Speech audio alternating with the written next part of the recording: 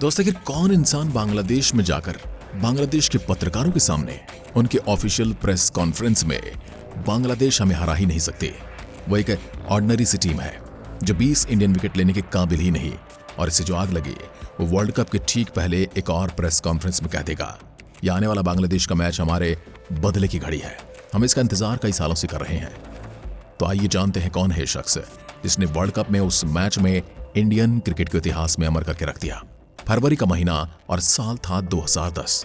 अगले साल श्रीलंका और बांग्लादेश मिलकर वर्ल्ड कप होस्ट करने वाले थे, और इसकी तैयारी में ये तीनों देश एक ट्राई सीरीज खेलने बांग्लादेश में इकट्ठा हुए। इंडिया और श्रीलंका एक एक बार एक दूसरे को हराना और फिर फाइनल में मिलने पर जयवर्धने का अपनी टीम को जिताना। पर यहां समस्या तो थी तीसरी होस्टिंग टीम की, जो इस सीरीज में हर एक मैच हार चुकी थी, बांग्लादेश का।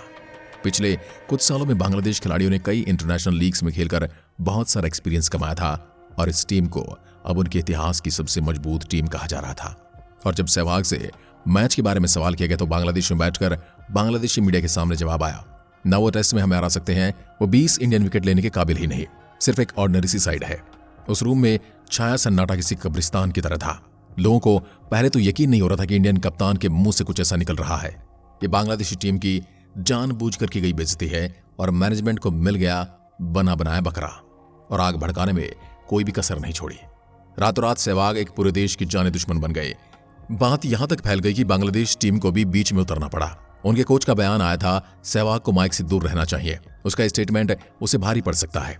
क्या पता अगले टेस्ट में उस पर बांग्लादेशी कप्तान का कहना 2007 में भारत को वर्ल्ड कप में हराना इसीलिए मेरे लिए बहुत स्पेशल है, क्योंकि तब भी कुछ इंडियन प्लेयर्स ने मुशर्रफे मुर्तजा के सामने कुछ ऐसी बात कही थी, और उसके जवाब में हमने जो किया, इस एक स्टेटमेंट ने पूरे मीडिया को एक नया हथियार थमा दिया, उनका और भारत का इतिहास, स्पेसिफिकली उनका और सहवाग का इतिहास।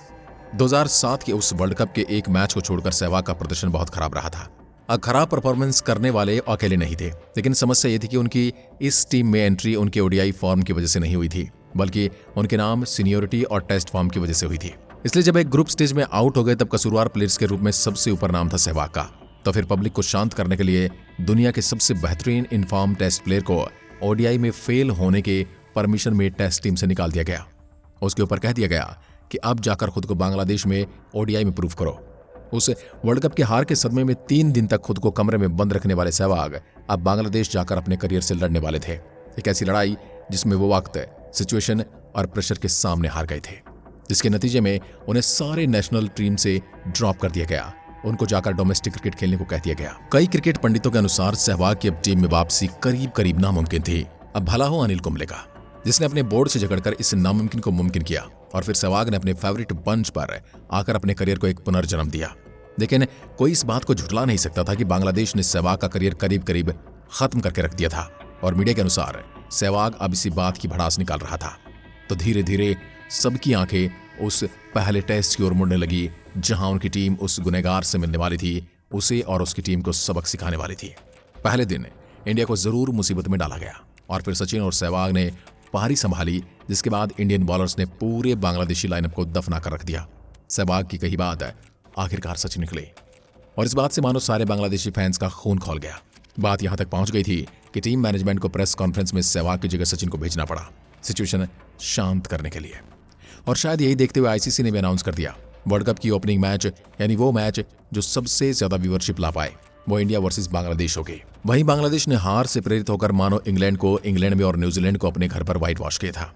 उस पर मैच होनी थी बांग्लादेश के होम स्टेडियम में, जहां उन्होंने लास्ट 7 मैचों में से 8 मैच जीते थे, वो भी उस देश में जो अपने इतिहास की सबसे पहले वर्ल्ड कप होस्ट करने वाला हो।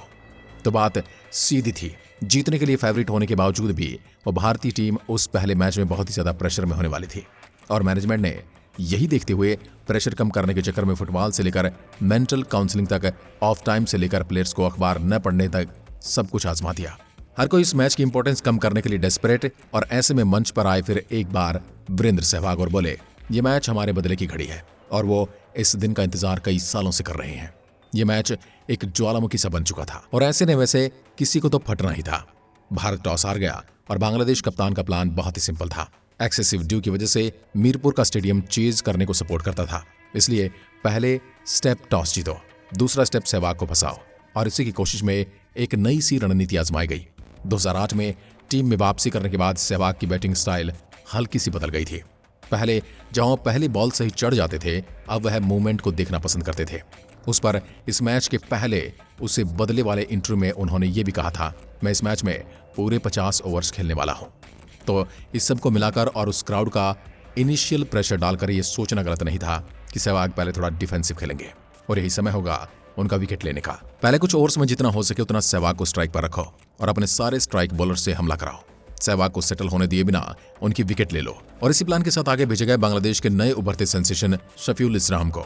ये वो प्लेयर था जिसका डेब्यू उसे ऑर्डिनरी साइड वाले टेस्ट में हुआ था, जिसका गर्म खून सहवाग के उस स्टेटमेंट से खोल उठा था, जिसने वो टेस्ट जीतने की जी तोड़ कोशिश की थी और उस सीरीज का बेस्ट पेस बॉलर्स तक बन गया था। आज बॉलिंग की शुरुआत करते हुए अपने 25,000 देशवासियों से घिरे हुए वो आज तक हुई हर एक बेइज्जती का बदला लेना चाहता था। इसी इरादे से वो पहली बॉल हल्की शॉट, हल्की वाइड और बाउंड्री के बाहर।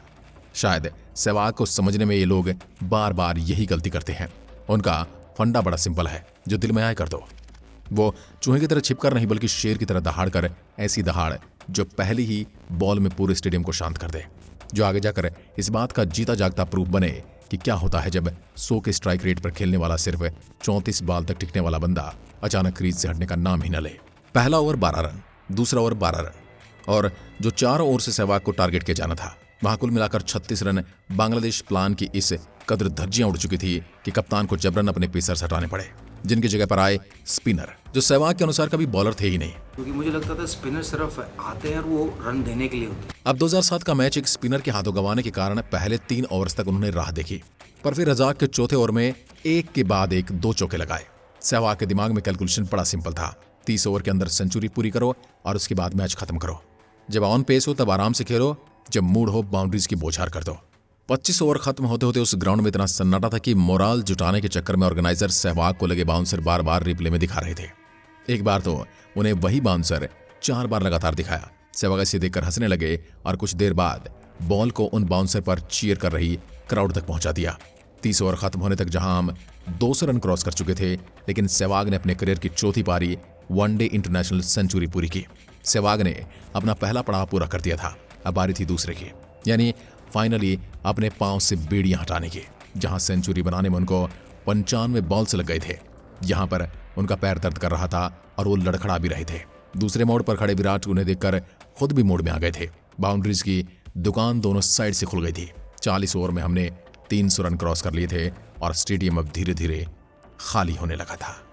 तो दोस्तों, ये थी कहानी भारत के सबसे विस्फोटक बल्लेबाज वीरेंद्र सहवाग की। क्या आपको भी इनकी कोई पारी याद है जो आप कमेंट में जिक्र करना चाहें? लिखकर जरूर बताइएगा। एक बार फिर मिलते हैं, तब तक के लिए नमस्कार।